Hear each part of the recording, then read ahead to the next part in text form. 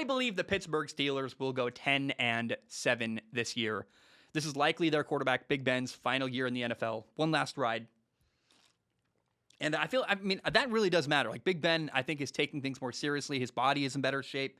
I think every moment, like, when you know you're coming to the end, you appreciate everything just a little bit more. I think Big Ben's going to do that this year. Now, the biggest move the Steelers made this offseason was they drafted Alabama running back Najee Harris, former Alabama running back. Now Najee Harris is a Pittsburgh Steeler. The dude loves football. He loves to work. The stories I've heard about this guy are unbelievable. He could win the Offensive Rookie of the Year. He's fantastic. I really, really am confident in Najee Harris. He's a guy who can run, can catch passes, can block. He's an all-around fantastic running back. A guy that we might compare to Dalvin Cook a couple years from now. Now, this offensive line in Pittsburgh they're solid. They're not amazing. They're very much like fine and decent. They have guard Matt Feeler. He left, actually, so he's gone. Gone is David DeCastro. Gone is Alejandro Villanueva. They have a rookie starting center, a third-round pick, Kendrick Green. That makes me pause and be a little bit concerned. Now, they did sign former Pro Bowl guard Trey Turner.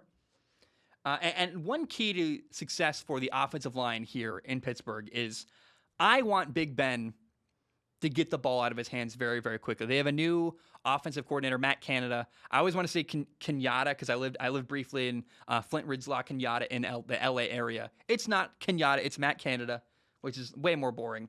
And I want to see Big Ben with Matt Canada as his offensive coordinator. Excuse me. I want to see Ben evolve his playing style where he's playing less physical, he's running around less, he's being more precise. Get the ball out of Ben's hands quickly. Help the offensive line. I thought I would mirror the game plan of what the Dallas Cowboys did week 1 on Thursday Night Football against the Tampa Bay Buccaneers. I'd run the ball more. Obviously, the Steelers can run the ball more, but you have a weakish offensive line, and you have a quarterback who I don't want Big Ben to get hit a bunch. He's an aging quarterback. Let's help the offensive line and protect our quarterback. Get the ball out of his hands very, very quickly. The Steelers have some good receivers. They have Deontay Johnson, Juju Smith-Schuster, a guy who, I got to be honest, Juju's TikToks drive me nuts. Get that guy off TikTok. Just focus on football. I don't know why he does that. James Washington is good. Ray McLeod is good. My favorite receiver, though, on this football team is Chase Claypool. They call him Mapletron instead of Megatron because it's like a Calvin Johnson reference. I love that. Tight end Eric Ebron is really good. They also have Pat Freiermuth, who is a stud rookie. He's going to have a breakout year. I can't wait to watch Pat Freiermuth play for the Steelers. Now, their defense in Pittsburgh, there's a ton of great players. They have stud linebackers. TJ Watt, he just signed a record-breaking new contract in the NFL. Plus, you have Devin Bush. You have Joe Schobert. You have Alex Highsmith. They even added Melvin Ingram for depth on their defense. Defensive end Cameron Hayward is really good. They have two good safeties, Micah Fitzpatrick and Terrell Edmonds.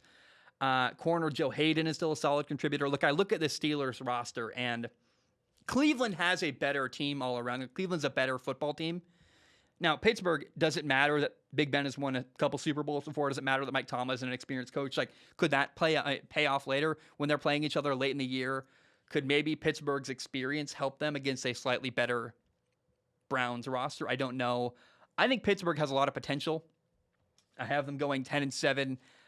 They're the only team, though, in this division that can challenge the Cleveland Browns for the AFC North title.